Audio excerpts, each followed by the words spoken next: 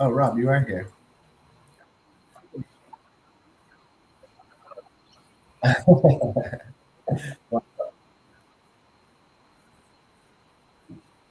Yeah, cool.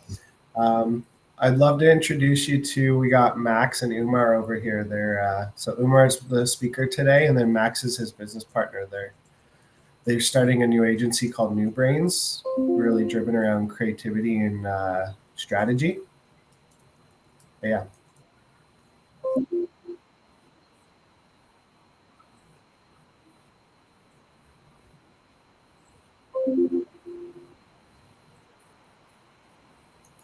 Yeah, Rob, great meeting you. I'm excited about this.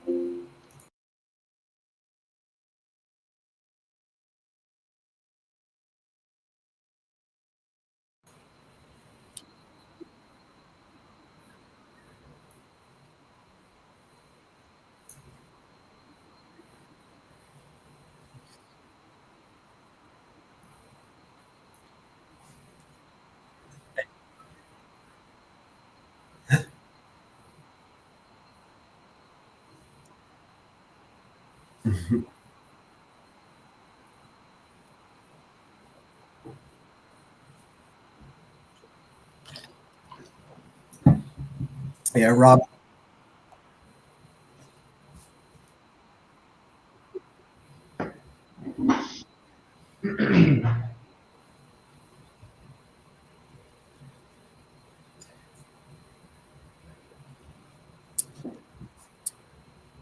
All right. I think we could probably get started if you want.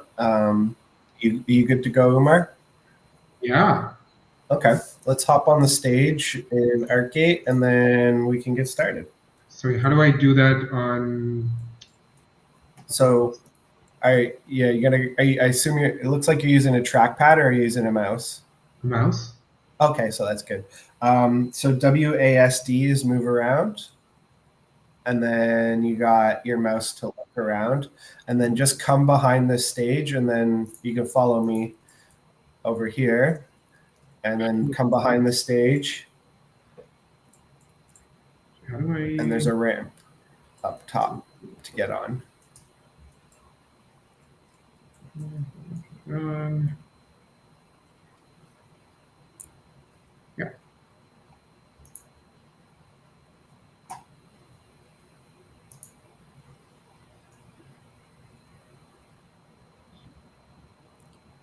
How do I jump on stage? How do I go to the back?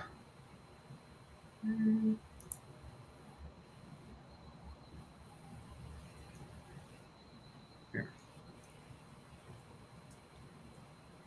There we go. Welcome. Okay. And is it okay if I just stay here and then actually see myself in the other restream window? Yep, Yeah. yep, that's fine. Okay, I'm just gonna go into restream window then. Yeah. Mason, just checking in. We're good. Perfect. Sorry, hold on. How do I? My mouse is just stuck in the WASD space. How do Oh, I? click. Yeah, you have to click the escape button to get it to Got it. unlock. Okay, wonderful. All right. Well, thanks, folks, everybody, for coming out. This is the second edition of the Ether Engage. And yeah, really excited. We got an amazing speaker, Umar. I'm going to let him introduce himself. But I'll just get started quickly with myself. I'm Justin O'Hare. I'm the founder of Ether. We do immersive and engaging experiences, brand experiences that drive emotion for customers and have a full data platform that ties into the back end of it there. So yeah, and we've worked with lots of great brands, everything across the board from CPG to banks to um, technology companies as well. And yeah, we've been doing these Ether Engage events to educate people on opportunities and strategies to further build customer experiences and drive emotional connections with customers. So with no further ado, we got Umar here. He's a powerhouse. I'll let him go through his credentials, but I'm super happy to have him on board today. Hi, everyone. Thank you for having me, Justin. I'm so excited to be here. It was great meeting you the first time at the other conference that I spoke at, and I'm so excited to be here today. Hello, everyone. I'm really enjoying this metaverse thing on the side as well. I am Umar. I am a strategy partner at a very boutique shop called New Brains. We started 6 months ago. Prior to that, I spent a decade at WPP, which is one of the world's largest holding companies, and I was at VML, which was a merger of Wunderman Thompson and VML Y&R. I was the chief experience officer, and prior to that, I have had progressive roles at many other agencies and startups. And yeah, so I've helped clients grow their businesses using the power of, of marketing. And right now at New Brains, I think our promise is very simple, is we help startups and companies building brands and driving business growth through customer experience, through CX. So yeah, excited to be here and excited about this conversation today. Fantastic. So getting into it, first question I'm going to bring forward, and it's a broad one. What are the biggest challenges you're seeing brands are facing these days? Yeah. Ooh. Big loaded question. I think before we talk about what are the challenges, we just need to understand the context in which the brands are operating. And I'm talking inflation, I'm talking the tariffs. There's a lot of uncertainty,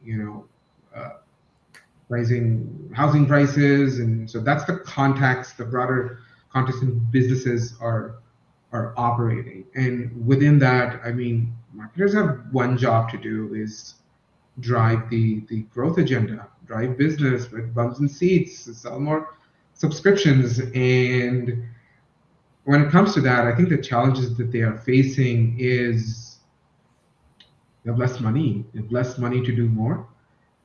There's constant, again, there's uncertainty just in the environment.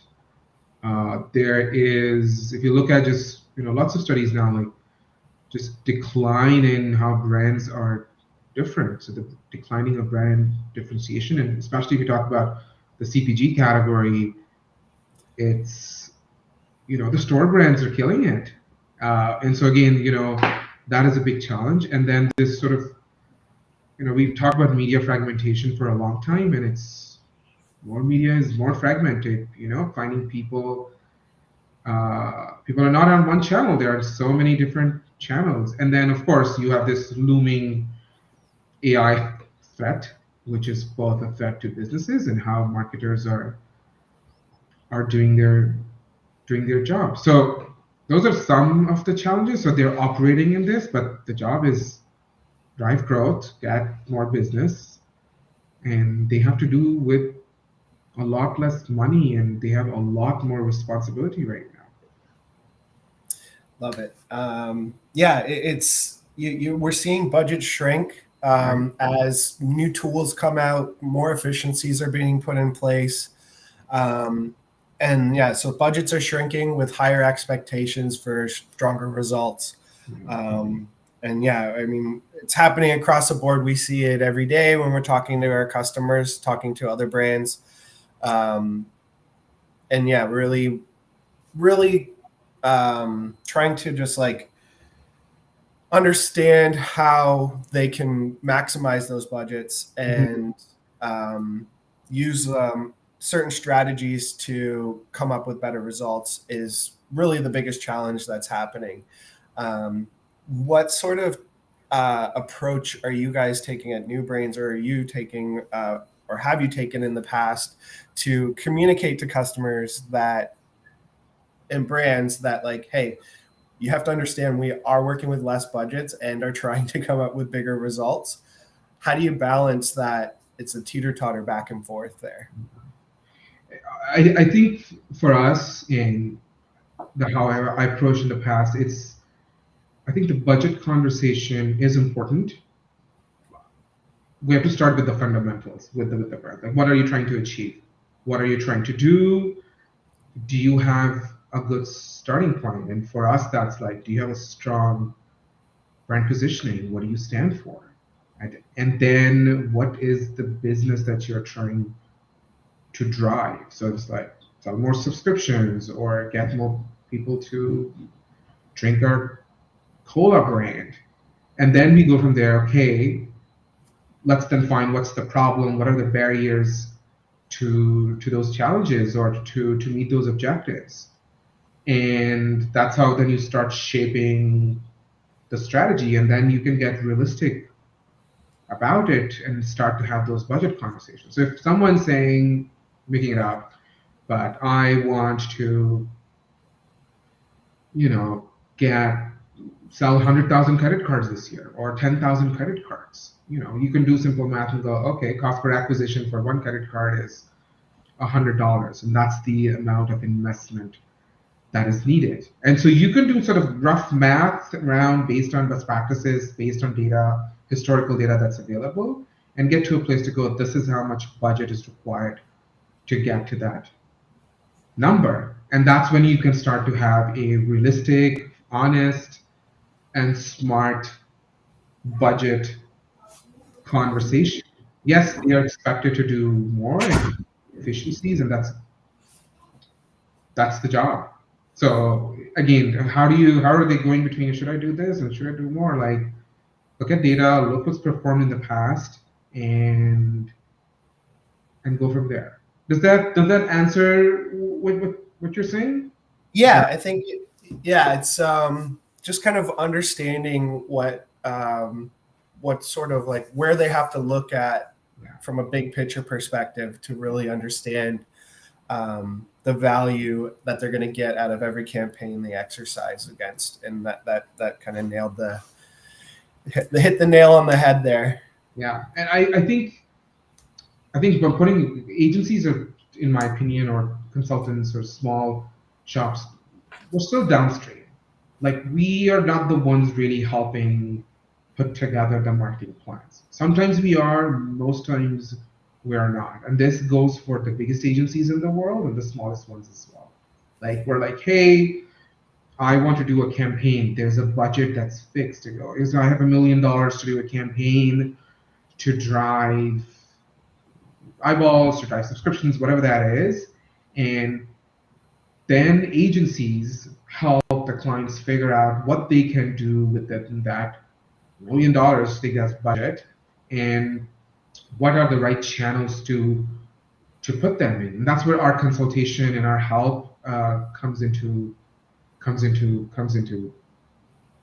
play. So I think it's, I'm again perfectly honest on the client. They can work with agency partners to craft that, and then of course we come in and say, certain channels are more effective in doing certain kind of things. If you're looking for broad awareness, maybe TV is the right thing to do. But if you're trying to do very sort of local activation at an event or at a festival, a different channel might be more useful. So again, helping marketers have to do the heavy lifting, then work with the right partners to find the right budgets, and then use our and yours expertise to execute that. Yeah, that's amazing. It's super exciting to see, to just hear you talk about how brands can like really get a formula that will give them a know where their ROI is coming from in working with their agency. Mm-hmm. Moving next on, so looking at more about brand experiences and building emotional connections with customers, it's extremely important and valuable to brands from a long-term perspective, where I'm going to plant this seed inside a customer's brain. in their subconscious, they're going to have a good feeling about my brand. So what is your view on the role of brand experiences, and then what do you think of the modern tools that are being used to execute them? I think brand experience is a big loaded term. I think to me a brand itself is a full experience. Like everything they do is creating that experience. And within that, you could create different experiences at different stages of the journey or the path to purchase or the funnel. And it's addressing a very specific problem that they are trying to solve. So if, again, making up an example, if a bank is like, the next generation of Canadians or Gen Z think my brand is old, then I need to create a very specific brand experience to shift that perspective, shift that perception, and you could create a brand experience. So how do you get, if the brief is, how do you then get Gen Z to consider your brand for banking? That's when a brand experience comes into play. Can you do a TV ad? Sure. But if you're like, no, well, maybe Gen Z is not watching enough TV, but the best way to catch them and drive consideration for their brand is maybe tapping into some of the passion points, which could be music, which could be gaming, which could be anything. So maybe then we take gaming, what that's a Gen Z passion point, and our objective is to drive consideration for our bank and bring them together. And maybe we do a cool activation. It could be an experiential activation, a physical activation, a digital activation to create that brand experience. So taking that as an example, what are the tools? I mean, like, the metaverse could be considered a tool that you could use to engage with them, or something small as I don't know, a Snapchat filter. Just making examples up here, but you have technology at your fingertips now, and you could create anything you want. But again, it is important to really understand the behavior of the audience. Like, what are they engaging with? What are they doing? And then your response is maybe it's an AR, VR thing that you're doing. So fundamentally, it is really about understanding that the experiences that you're creating is what stage of the journey you're creating that, what problem it's trying to solve, and then what objective it is trying to achieve. Like the world's your oyster, like we have so many tools and technologies and platforms that we've access to. Back in the day when social media was used, like, yeah, social is here. Now we're like, AI is here. So the tool set keeps on expanding, but it's how do you understand the behaviors and the brand's objectives, and then create a specific brand experience. And that's where then the broader understanding of culture and the idea that creativity comes into play as well. Awesome. Yeah, that makes a lot of sense. And in our previous talk, we were meeting with Colton from Salt. He brought up how all these experiences, we have so many tools, so many different technologies, different things that we can do to integrate into these brand experiences. But it's got to be a fit. So it's got to be what the audience wants. It's going to be what is going to give them that emotional connection and give them really resonate with who the audience is. So it's an ongoing trend we're seeing now with these events. So that's great to hear. On that side, and understanding the customers and who they are and what their goals are, where they spend their time. What is your opinion on the way brands are leveraging real-time data to plan their marketing strategies to target these audiences? I think having access to real-time data is gold mine. Like I'm thinking about, like, imagine you're a retailer and you have access to real-time data and go, this t-shirt is flying off the shelves. And something that comes to mind is, a brand like Shein. If you park their fast fashion stuff for a second, they have built a machine on having access to real-time data, watching what's trending, what's selling, and then producing just the right amount of clothing to feed that demand. So real-time data is extremely important. Uber uses real-time data to do search pricing, and they make money off of that. So there are many. Amazon does, pricing in a way that's tied to what's happening on their platform as well. So to me, real-time data is a gold mine.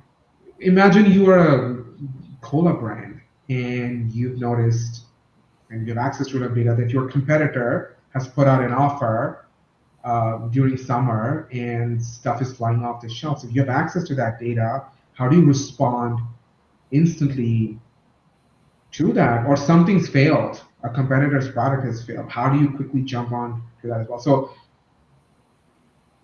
it's being reactive, and you can be reactive in the sense of like, I think back in the day in the advertising we called it reactivatizing. So you're reacting to a trend that's happening, like I'm probably dating myself, but the whole Oreo dunks really long time ago with the Twitter fail and whatever, that was the first ones of those things.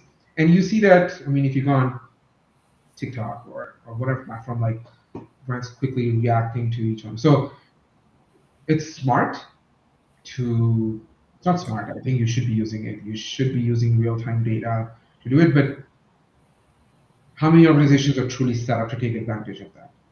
How clean is their data? Do they have access to that data? So smart brands are doing it. Smart brands are investing in data and that architecture that's required to be responsible. Right? The Uber example is a great example. The search pricing, so have I seen, again, I gave you the example, Uber, Amazons of the world are doing it. GM is doing it. The whole fast fashion industry is really built upon this idea of real-time insights coming from it and what the factories are producing and what's trending, picking up fashion signals from across the board and really fast. So I'm a big fan of it.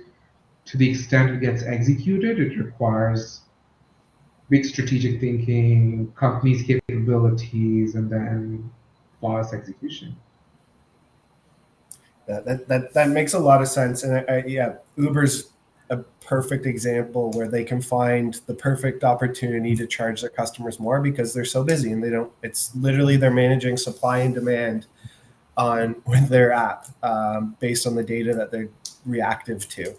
I love the Oreo example. There was a recent one, and it's more of like reactive to culture. Yeah. A recent one, it was Coors Light did the Case of the Mondays where they screwed up some font, some text, and then they released a case that said Mondays on it. And it was all about reacting to what they did, the mistake they did, and what's happening in the culturally for them. But yeah, there's definitely a gap in there where a lot of brands don't have access to the data or don't know how to use the data they have appropriately to react. And I think that's going to be a next trend over the next coming years where there's going to be tools coming out. What we're focused on Ether is a tool that kind of helps these brands engage and react to real-time data as well with their building out multiple interactive campaigns and engaging these customers. So one of the go for it. One thing I should say is, like, I think it's also going beyond just reacting. I think that is the expectation. Like, we're talking about personalization. That is in a way the platform reacts to your behavior. So if Netflix is like for you, and Amazon's like these are the right products for you, there is an expectation that technologies and systems are smart. What I think of that is like these anticipatory experiences. Like, I give you my information. Tell me what to shop, how to shop, what to buy, recommend me stuff based on the data that you have. And we have this philosophy that most people are lazy, and this is not putting customers down. Like, people don't want to work. Like, they're like, feed me stuff. My For You page is reacting to what I'm liking, right? My feeds and everything. Sorry, Umar, I'm not sure if you muted yourself or something. I'm not hearing your mic. Hello? Mason, can you hear?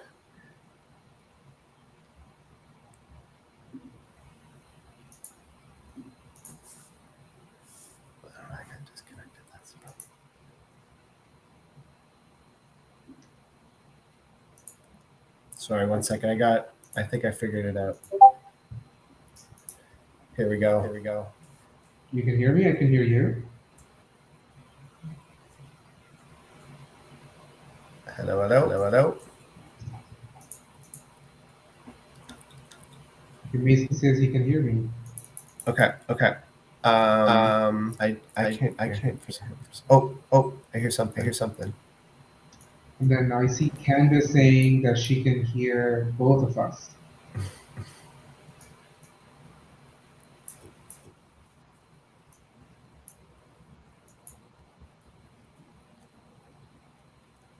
Okay, well, Justin is coming back, and you people are here still here, so I'll continue to. You hear me? Test? No, still not hearing you. What's happening? Okay. Yeah, keep going. While Justin is figuring it out. So, like I was saying, like Here we go. people are lazy, so people sort of expect things to be done for them. So the whole re-advertising of you engaging with the platforms, your feeds, your For You page, if you're on TikTok, it is in a way of reacting to it. So there is an expectation that that things and data that's being reported is kind of used to benefit me. So yes to collecting data if you provide value, and of course provide transparency like how the data is being collected and how it's used for. But people are lazy and will give data if you give them value. Awesome. Seconds. With that in mind, we know that brands struggle with proving ROI on engagement efforts and experiences. So, what kind of metrics do you think truly measure brand experience success? I think again, brand experience is such a broad term, so I'm just going to try to break it down and go like, yeah, how whoever is doing something, how are they defining what that brand experience is? So there's if you're doing that's part ROI for a second. I think you're just measuring the success. If you do have a key performance indicators, and I'm going to just take an example to. We worked on a brief for March Madness recently, and the idea was like, Gen Z and young people are watching.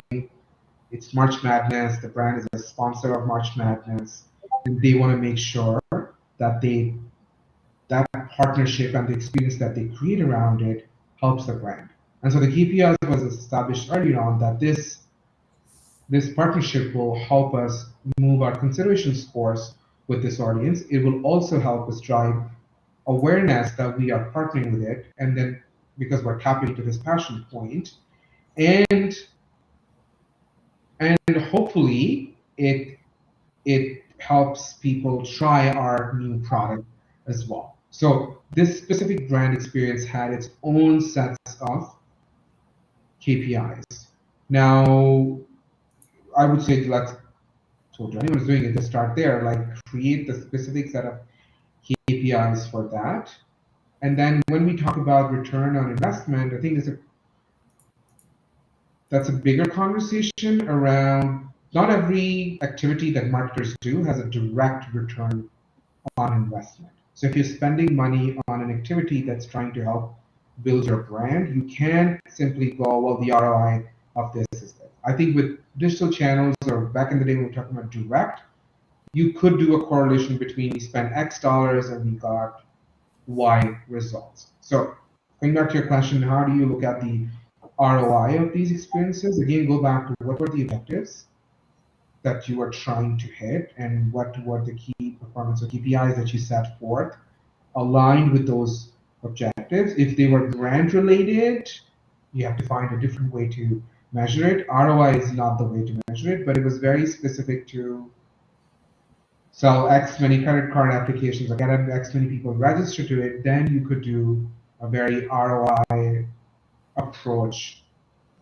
to that. So I'm not giving you like a concrete answer, I'm just trying to break it down. Like again, look at the objectives, Not everything has an ROI, not every marketing initiative. And yeah, and then that's how you prove your case on whatever you're trying to do. Go back to their marketing point. Like, how did you come up with why we need to do 5 activations across 7 universities? Just bringing up an example. Because the target is there, because you want to drive awareness, because you want to sell credit cards or bank applications or whatever that is. Does that give you answer your question? Yeah, and I think what I'd like to go in a bit deeper on it, in the sense like how do you define those like objectives and KPIs for, and how would you advise customers like, hey, what this is what you need to do to really drive value for your brand there. Again, it starts with like, what is your objectives? I will start there. Like, what are we trying to But achieve? yeah, so like the objectives, like how can you, I guess, do you have any exercises or anything to help people understand what their objectives should be? I guess is where we're going at. I think we can do it, but I think in the context of uh, how we do it, yeah, it's as simple as saying how many. If we're doing that exercise, I don't know. Let's take an example. Like, how many subscriptions do you want to sell this year? Oh, we want to sell 100,000 subscriptions. Okay, let's start there. 100,000. The next question I would ask: how many people know about you? Are you like a Canadian Tire? Or are you a new company? Okay, well, no one knows about you. So I don't know if we can get to 100,000 subscriptions if no one knows about you. So let's work on like solving the first problem. Let's get people to know about you this year. So this year is going to be all about that. But if you're working with Canadian Tire, well, everyone knows about you and you want them to sell the subscriptions. Making up examples here. So it's really asking them the questions based on the objective that they have and walking them to those specific steps to go like how people know about you. Again, like I talked about, if based on historical data or based on publicly available data, the cost per acquisition of a specific thing is $100. Do you have that? Do you have that? Do you have that? Do you have that money? Then also looking at the competitive space. So it becomes a bigger marketing exercise to really help them guide through that. But based on my experience and the agency experience, we are usually sometimes downstream and not solving for those things. We usually start with we need to sell X subscriptions. This is the media dollars and the budget that we have. Help us make this activation and then make a plan around that. Yeah, that's great. Yeah, I think it's like, as from the service provider perspective, there's so many times I've been thrown in a situation where the brands don't have objectives. They're like we just want to do this campaign, and they don't look at the bigger picture. Like, hey, what is the value you're going to get out of this campaign, and what are the certain metrics that we need to track to make sure that we get that value out of the campaign. And yeah, I think it's important for everyone involved, whether it's the brand, the like brand managers, the CMOs, whoever it is that's kind of overseeing the campaigns, to really establish those metrics and their goals and objectives and track along the way. And I mean, I've seen it many times with my own companies. Where we didn't have tracking, and then it just kind of like was a leaky bucket the whole way. And all this audience, bringing in all these users, they were doing a lot of cool stuff. They were involved with what we're doing, but they just kept falling out because we weren't tracking it. Yeah, and I think it's important. Even though I'm saying like agencies are downstream, I think it's our job and your job to help them make sense of what we are tracking and how we're tracking. Because I think that's where the education piece of partners like yourselves comes into play to go like, that's great. We are going to do something cool at Dundas Square or whatever, but what's the objective it's meeting? How are we tracking it? Because at the end of the day, if you're working with a brand manager or whoever, you still need to go higher up and justify like we did something. Here's the results it drove. Those questions always come up. I've been in the industry long enough where even if your direct clients are not asking for those, their boss or their boss's bosses will eventually ask, what did we get out of this? Like, I spent all this money, I did re-advertising or whatever we did, what did we get out of it? So should be able a way to justify it, and that's where you and us, and I've done that in the past, help clients both early on and even after to say, this is the impact that it delivered. I think that's what separates like an agency that's just a pure play production partner who's just executing versus a agency partner who is actually showing how it impacted their growth agenda. Yeah, that nails it. Cool. So I'd love to move on to something a little different, but aligned with what we're talking about. And I'd love to hear your thoughts on how you think interactive and gamified brand experiences will influence audience behavior and business growth for brands. Uh, so gamified experiences. I think gamification itself is just a mechanism to get some sort of behavior change. So if you look at, I'm just taking an example of Duolingo as a learning app, right? They use all the gamification mechanics to get you to learn a language. So I think what it's done interesting is, and the gamification mechanics is to take a big task and break it down into smaller tasks and then get you to do those tasks through the mechanism of gamification. And so fundamentally, that's what gamification is. How are brands leveraging it? Brands can leverage it however they want. So I gave the Duolingo examples, like how do you get people to learn a language? Well, let's make an app that gamifies the learning experience. I think just in the whole learning space, if you look at lots of platforms that are doing it outside of just the Duolingo types, you want to teach people. There are lots of financial literacy apps that help people learn the basics. So gamification is just a mechanism that's being used. Facebook uses it. So if you've engaged in Facebook groups and stuff, they're like, you're the top contributor. Thank you for adding this and thank you for that. It's a way to constantly keep you on the platform, get you to continue to stay there and drive the objective. And what is their objective in that case is dwell time. Because they know the more time you spend on it, likely you'll spend more money. It's the same thing that the casinos would use to gamify the casino experience as well. So brands can essentially use the gamification mechanic to drive the behavior change shift that they are trying to do. So there are lots of examples. I'm just trying to explain the mechanism, and yeah, like I've created gamification experiences again in the past. One was where we were trying to teach people financial literacy and how do you then bite size it. So you teach them something and then you give them a badge or something to go, great job. Now let's move on to the next one. And then you could tie contests and campaigns and so many things to it in service of a much bigger goal.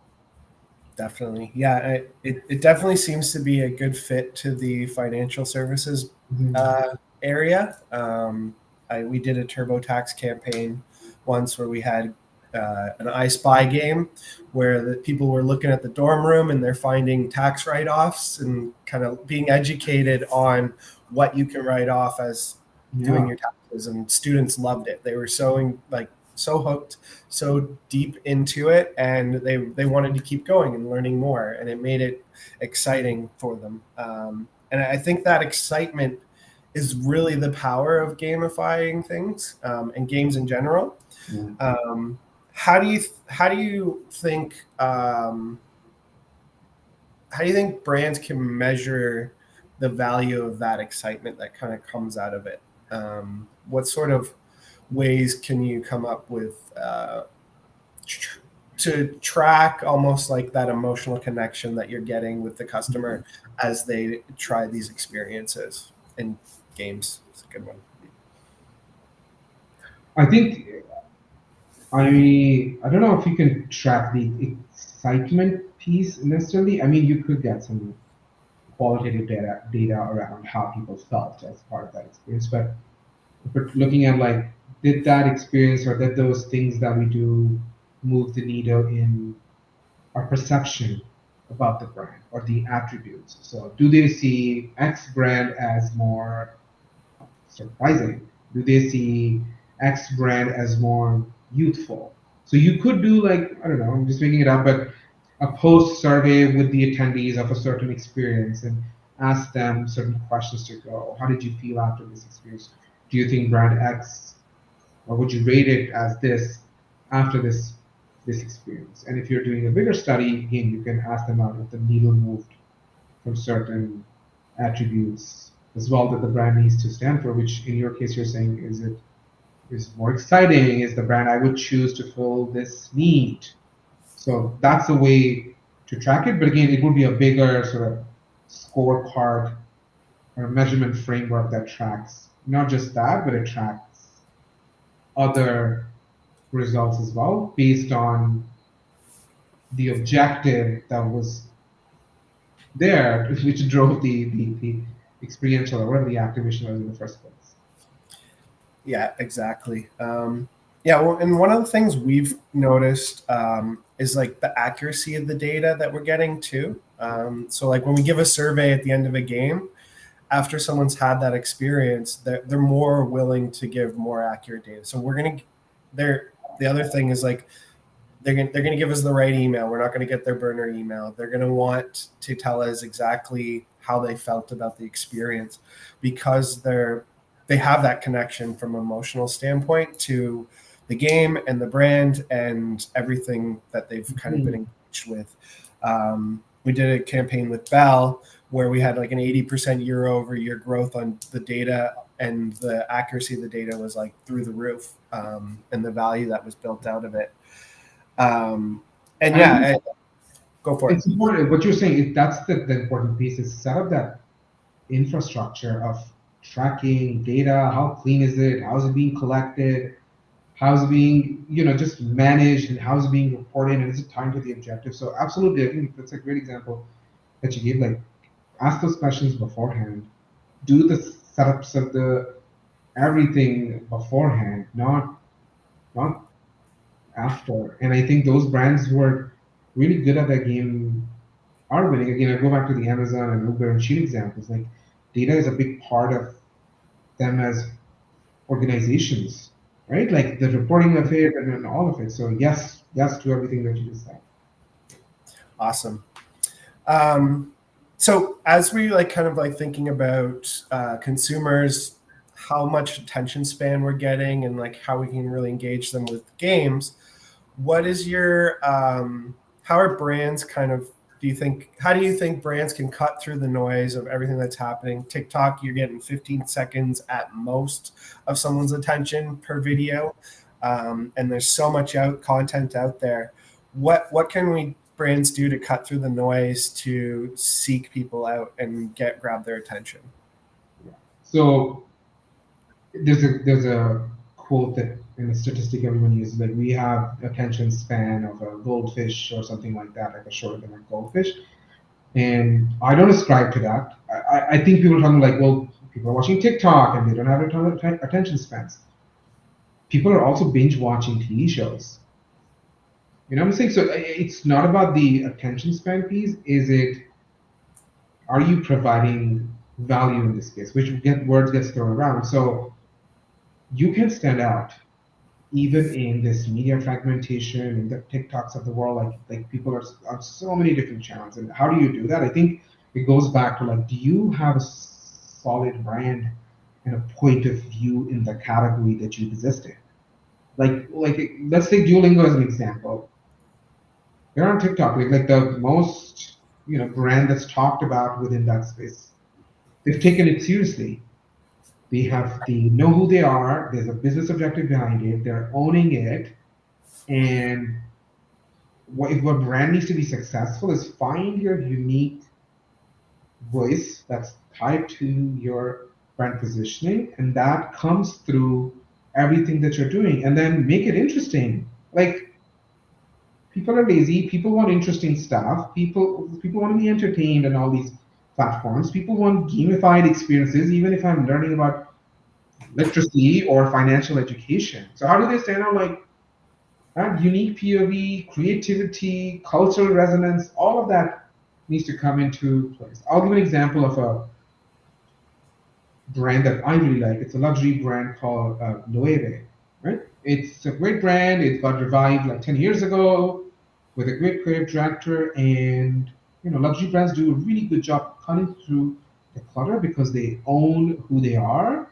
And then they add the layer of creativity. So they're constant in who they are, but they're constantly disrupting in how they show up creatively, and that's how you win. That's how you win now, and that's how you won 20 years ago. Like, regardless of how many channels come into play, if you own who you are, you have a distinct POV, you have your own niche, you can win, you can succeed, you can achieve all the business objectives that you set out to achieve. Yeah, that's great. I think definitely having things aligned with what your brand is and who your customers are, making sure your brand aligns with who your customers are, is extremely important. And whatever sort of activations you do to connect with those customers has to be aligned with the brand and everything that your customers are looking for. So that makes a lot of sense there.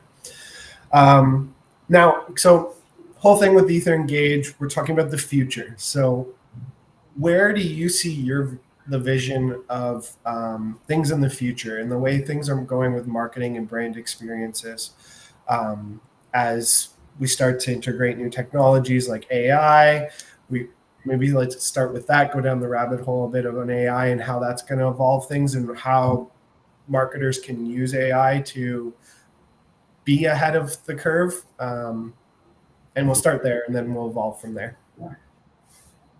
I think I have this fundamental belief, and that's how everything's working. Like, let's talk starting with AI. Like, there's a level of human creativity that will always be required. Like, that's not going away. So, humans still need to be there to, and if you're talking in specific to brands and marketing, to come up with, truly big ideas, true creativity, true business ideas. I think that's required. But some of the things will get automated. They will get to where AI start to play a bigger role. Like, do you need humans to create banner ads in the future? No, you don't. You don't need that. Do you need copywriters to write social media headlines? I don't think so. So from my perspective, it's not. I think it's back in the day what we just called, above the line of the brand advertising. I think that's where humans will still have, human creators or human creativity will still have a piece. But as you move down the funnel or the journey of selling stuff, I think a lot of it is going to get automated. I also see a lot more importance of, human powered things, like events. Like, you can't replace going to a good restaurant or going to a good experience that's crafted, curated by a human. I think there's a lot more importance to that. So a lot of advertising, in my opinion, will get automated. You will need less people who will be doing a lot more stuff. So that's sort of my high level point of view, and it's already heading that way. I think I was reading a report around 4 million Meta's customers who are advertisers are using their suite to create ads. And they just launched their AI suite like 6 months ago. So it's already heading that way. So that's going to go there. To survive in that space, you still need to have a business that's working with AI. Because AI is disrupting the business models as well. If I look at agencies, a lot of their business models are being upended. They were in the business of selling hours and bodies and time, and now all of that work can be done by a lot of AI tools. So some businesses, I'm going to give you the agency example, need to rethink how they do business, and then also then take AI, how do they operationally apply it to internally. That goes for marketers as well. Like, How are you using AI in your workflows to create personalized experiences, whether it's a web page, whether it's the ads that are targeting them, and then using human creativity to really create what I would call really signature experiences. Uh, that's how I'm thinking about the future of AI and brands and advertising. Exactly. Yeah, and you nailed it on the head. It's AI is going to come in real quick, but it's not going to replace humans. At least the key points of what humans offer. Creativity is that, and that um, brands are going to need to have that huge big picture idea behind whatever they're doing, and then integrate systems for the AI to execute on it for them. And I think when we had our first met and had our first conversation, I really liked how you positioned it as AI is a tool, and it doesn't matter, like, you have to have the experience and knowledge to use it properly. You can't just go, hey, make me $1 million to AI. You got to go, okay, can you execute this, and this, so I can make $1 million? Um, what, based on like what you've heard from other people, and like why do you stand by that so strongly? So that point of view, like that I have, like AI is a tool. I think I still stand by it.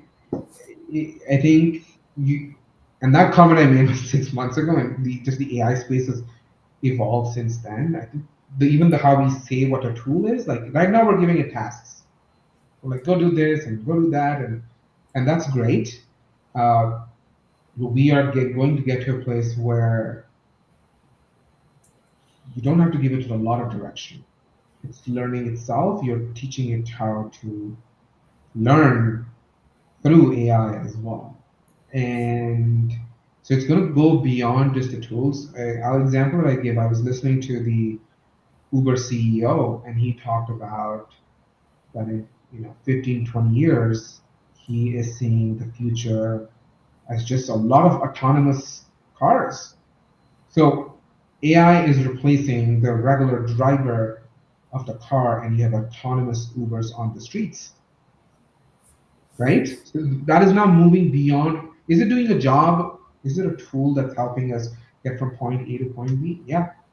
So it's more than the chat GPT of today, where I'm like, give me insights about Gen Z or give me ideas. It's moving into like, no, I know I have so many data sources now. I can do these jobs, and we don't need to do these jobs. So yes, I stand behind it point of view, but I'm like, as AI is evolving, the role of AI is also going to evolve. And so I think we just need to be open, and we need to be optimistic about certain things, but we also need to be. I mean, we in marketing, we serve capitalism, and so we help create economic value, and not everyone gets to be the benefiting stakeholders of that value. So what I'm trying to say is, like, let's see, the role is evolving of AI. Starting off as a tool, but it's going to evolve. We just need to be open and ready and see how it impacts business models and how it impacts marketing, and adapt accordingly. Yeah, that's great. And yeah, I mean, as I mentioned with you before, that's what really made me enjoy the talk that you put on previously. Was, yeah, you had this, you got it. You were like AI, like the rest of the panel, different people had different ideas, but you were really hyper focused on like, hey, this is like a tool you got to use, and figure out how to manage it. And that's how people can evolve from there, and marketers can really evolve from it. Okay, I'm going to do one last question, and then we'll wrap things up. But I want to hear your like big picture sci-fi futuristic idea of what sort of like you mentioned, like automation's a big thing, but like where are we going to head, and how are marketers going to have, what type of tools or what type of experiences are they going to be able to create in the future? So Yeah. Yeah, I'd love to hear that. I think I'll take it back to just customers and consumers, and this applies across all categories. Whether you're B2C, B2B, selling a credit card, you're selling a SaaS subscription, at the end of the day, people want what's relevant to them. Simple as that. Do you know my needs? Do you know me? And are you giving me something that fulfills that need? So in my sci-fi future, it is technology that is, again, I'm keeping the transparency and data and privacy conversation aside, but I'm just saying like the future that I imagine, and these are just will be sorted out accordingly, is a personalized experience. Like I walk into a space, the space knows me. I walk into a store, I'm going to buy something, they know me, they know it once. Options are presented to me. I'm like, no, I don't like this, I don't like that. It knows my behaviors, it knows my credit cards. It's like, so my agent talking to some other agents. So it's, again, going back to some of my hypothesis that people are lazy and we want things to get done for us. And so this future with AI is done for us. My autonomous Uber knows that every day at X time, I usually order an Uber. So it just shows up and I don't even have to do anything. My agent told the Uber agent that, you know what I'm saying? So it's fully autonomous, fully personalized experience. Is that going to happen? I think it's going to take a while. Because I think even now I'm looking at the rear view mirror to kind of trying to project in the future. And I think the creatives, the true creatives in the industry, have to explore the possibilities of what they call that. But at a minimum, I'm like, don't make me work. Do the thing for me, entertain me, excite me, and solve my problem. That's my version of the future. Yeah, that's great. And yeah, I mean, who wouldn't like to just walk out the door and there's a car there ready to drive you without even asking? It just like knows you. So yeah, that's great. And then hopefully it doesn't get too powerful and make us all broke because it just spends all our money for us. But yeah, before we wrap up, is there anything else you'd like to say? No, I think the only thing I would add is that, like, there's fundamentals of marketing that don't change. Like strong brand, understanding your consumer, fixing those problems, and you are in the game of business. You're here to make money. Those are not going to change.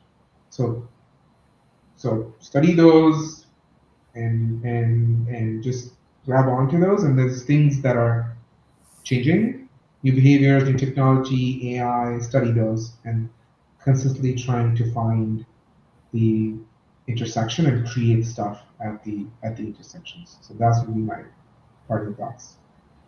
Awesome. Thanks again, Umar. This was great. And thank you everyone else for tuning in. We have another one happening on March 27th. Details will be shared on social media and everything from there. I just wanted to say I'm excited to see what the new Brains is going to be working on and the work that's going to be happening over the next couple of years. And if anybody's interested, it's thenewbrains.com. And yeah, that's it. Thank you, everyone. Thanks, Justin. Have a good one.